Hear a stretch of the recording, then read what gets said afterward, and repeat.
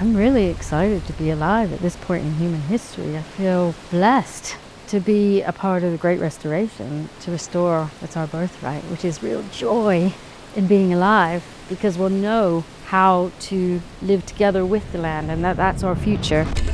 There's nothing we can do about at least 2 degrees warming coming forward. We're going to need to adapt to the floods, the droughts, changes in the weather patterns. All these things are putting our food supply in such a risky place. If we have global collapse of food supply, that's hunger on a mass scale, that's civil conflict on a mass scale. We have to think now what solutions we can hold as humanity that we can build together, and who's doing this work now that we can draw from. Those who are the major pollutants of the environment, those who are the major causes of climate change, are the ones who are now trying to assume that they will give us the solution. They can't be giving us the problem, then they are the ones to give us the solution. You know, they are just there for profit. Agriculture is our backbone. No agriculture, no life. If I ruled the world, it wouldn't be allowed that a few landowners could own all the land. Thousands and thousands of acres and do nothing, while there's single mums in damp flats who have no access to nutrient-dense, healthy food. That's a crime. Changes from the weather that are going to come from climate change are also going to be responsible for climate migration on a mass scale. And they're predicting that 1.2 billion people are going to have to move because of the impacts of climate change. 1.2 billion people in the next 10 years.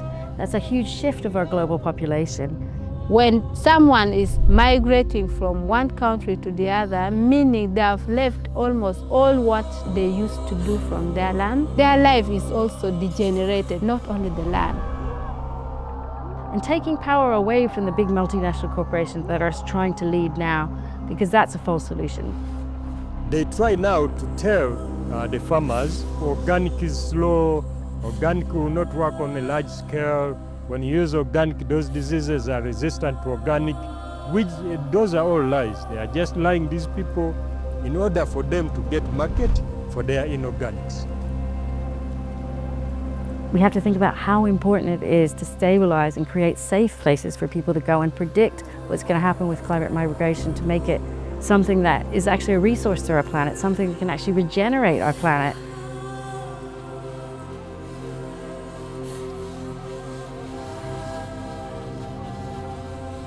But food, when you are having food, you just go, you get your food, you get veggies, you serve your people.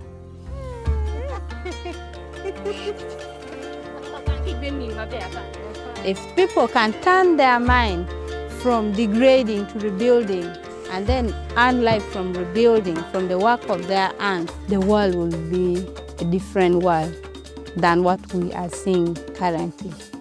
This series is finding these stories of hope of people who are so unrecognized. Their voices are really marginalized. They operate in spaces where there's very little funding, but they're the ones that are actually doing this work. And bring their voices, the examples of what they're doing, their stories, their techniques, their knowledge forward, and share that with the rest of the planet so that we can create a system based on that.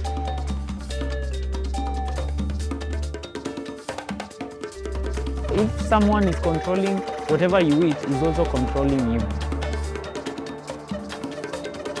Start with agroecology to save life for the people.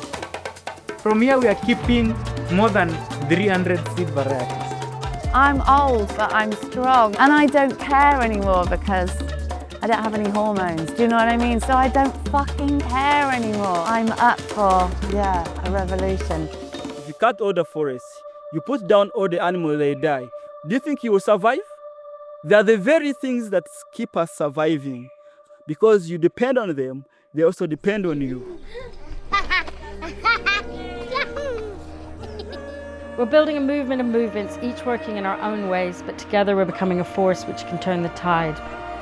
We're healing from the legacy of colonialism, we're healing from the deep ruptures of capitalism, and we have a chance now to create a new way of ordering our world that's just and equitable.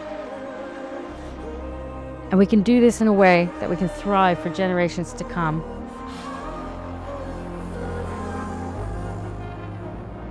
Can you access land? Yes.